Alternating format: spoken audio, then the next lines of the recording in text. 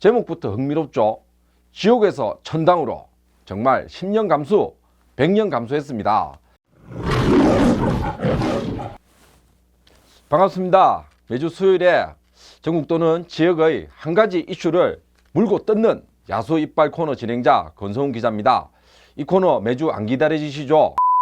앞으로는 더욱 강도를 높여가지고 마니아층이 생기도록 더욱 제 야성을 한번 불살라 보겠습니다. 특히 대구 경북 유력 인사들 이 야수한테 걸리면 조심하십시오.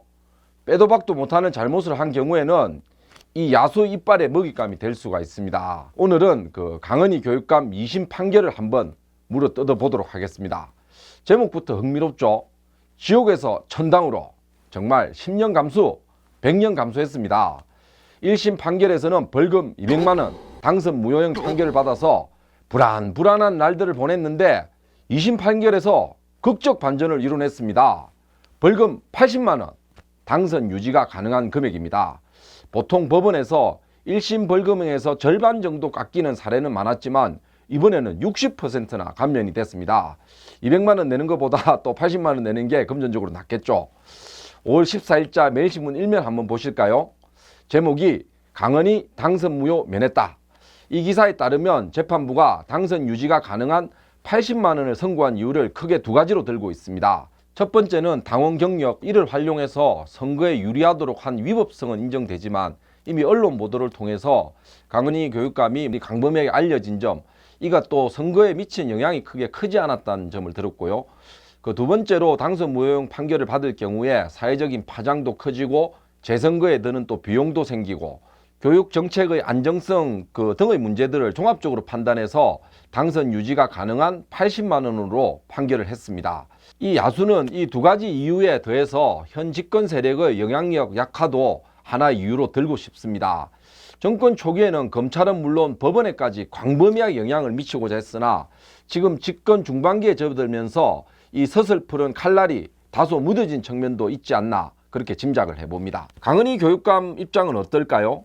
80만원 당선 유지형 벌금형을 받고 법원을 빠져나오는 강은희 교육감 표정 한번 보시죠. 다행인데 뭔가 잡잡한 표정이죠. 주변 몇몇 지지자들이 밝은 표정으로 박수까지 치는 모습과는 좀 대조적인데요. 그만큼 책임감이 무겁다는 얘기겠죠. 3면 하단의 그 박스 기사 한번 보시죠.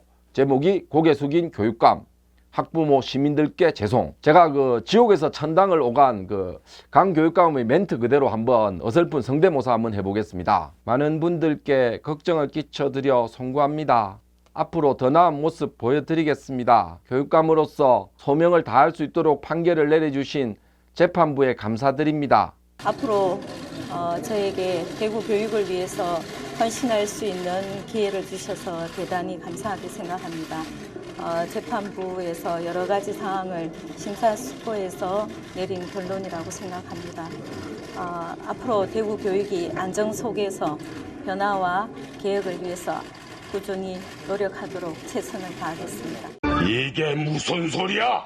어설펐죠. 그렇지만 뭐 이런 마음 아니었을까요? 진정성이 느껴집니다. 하지만 이게 당당하게 선거를 치르지 못한 대가입니다. 강 교육감은 명백하게 선거법 위반을 했기 때문에 더더욱 그렇습니다. 그리고 또 3면 사이드 박스 기사도 한번 보죠. 그 정교조 대구지부와 민주노총 대구지역본부, 정의당 대구시당 등의 격한 반발을 다루고 있습니다. 이들은 각각 성명서를 발표해서 교육 적폐 봐주기, 초호화 변호인단을 꾸리는 등 재판 과정에서 말을 바꾸고 아랫사람에게 떠넘기는 모습을 보이는 등 도덕성과 정당성에서 여전히 문제가 많다고 주장을 하고 있습니다. 대구 참여연대는 교육 수장으로 한계를 드러낸 만큼 즉각 사퇴해야 한다고 촉구를 했습니다.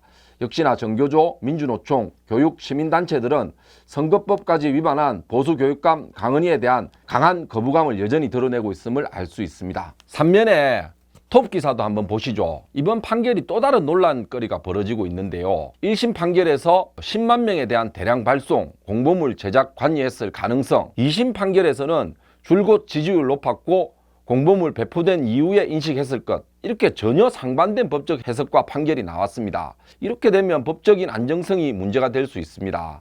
안희정 전 충남도지사의 경우에 1심에서 무죄, 2심에서 유죄 판결이 나와서 국민들은 고개를 절레절레 흔들 수밖에 없었습니다. 선거법 위반에 대해서도 1심과 2심 판사들의 성향과 해석에 따라서 이렇게 고무줄 잣대가 될 수 있으면 곤란합니다.